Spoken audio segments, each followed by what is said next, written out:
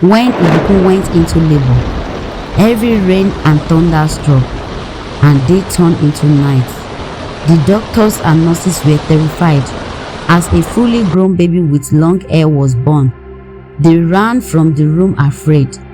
3 elderly women arrived, chanting praises to the water goddess, and placed a sacred white bead on the baby's wrist, warning that it must never be removed. That night, Ibukun fled the hospital with her baby to avoid unwanted attention. They took the child back to Yemule. The priest dipped the baby into the river, but strangely, her clothes remained dry. The villagers celebrated and the family returned to Lagos. The child was named Iyanuoluwa. She grew up exceptionally fast, was stunningly beautiful, and had an aura that attracted people to her. Her hair never grew longer than the way she was born, and everything about her was mysterious. She excelled in school, but rarely played with other children. In secondary school, her beauty became more pronounced.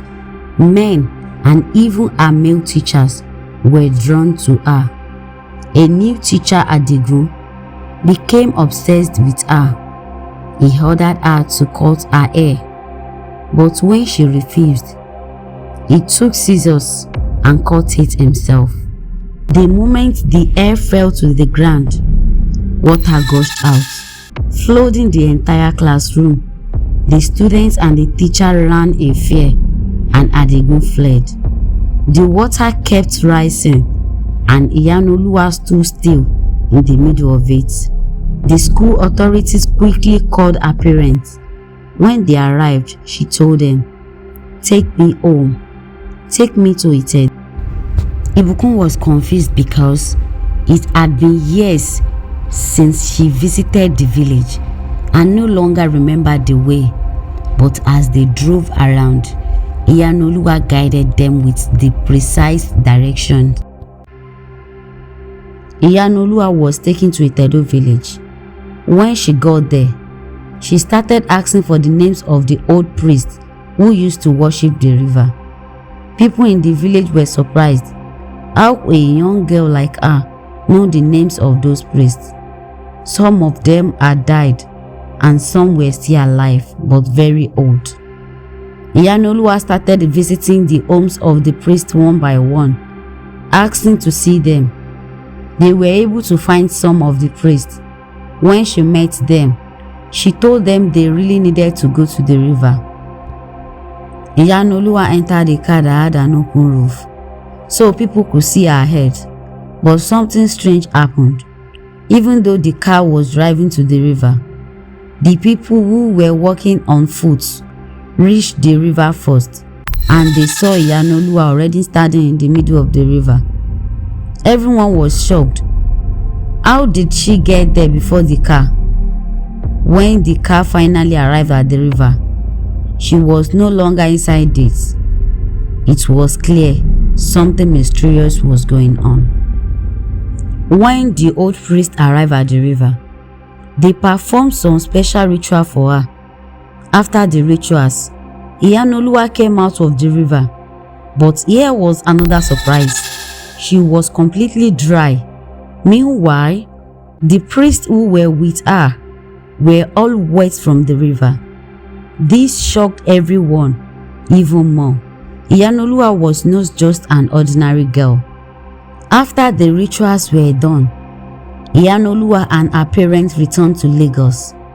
She was enrolled in a new school and continued her life as a normal girl.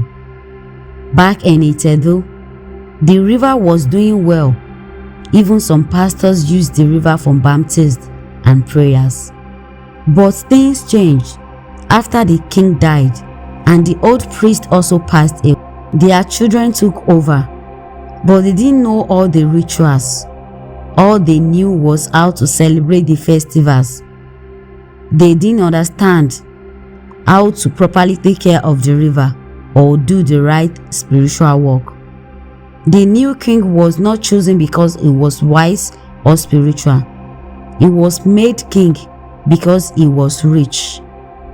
He had been living in Lagos, and they called him to come and rule the village. One day, some strangers came to meet the village elders. They said they wanted land to build a slaughterhouse. Because the elders had already sold most of the village land, they decided to sell the land close to Yemule River. Soon, the people selling meat started throwing their waste into the river. They even created a path that carried the waste straight into the river. After the first waste entered the river, something happened. That night, the goddess of Yemule River appeared in the king's dream. She warned him, "Tell those people to find another place for their waste, or I will leave your land." But the king only cared about money. When he called the meat sellers, they gave him more money. They said there was no other place to put their waste except the river. The river goddess warned them again and again, but they did not listen. One day, the goddess became very angry. She killed all the animals at the slaughterhouse. Then thunder struck, and a heavy rainstorm followed. After the rain stopped, the river goddess left. The water dried up, and Yemule River was gone. At the same time in Lagos, Iyanuoluwa sacred bead broke, and she screamed loudly. Her mother ran to her and asked, "What happened to you?" When Iyanuoluwa calmed down, her parents, Ibukun and Akin, took her to a herbalist nearby. The herbalist told them that the covenant between Iyanuoluwa and the river goddess had been broke. From now on, she could live her life freely, even without the sacred breed. They were happy and went home in peace. But the herbalist gave them one message. Every year, Iyanuoluwa must bring fruits to the river as a blessing, because that is her source. She must never forget her source.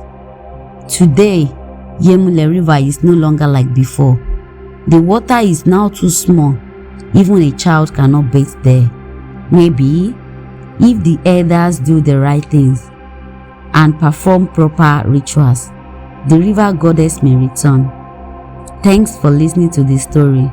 If you enjoy it, please like, share, and subscribe for more powerful and emotional stories. Thank you.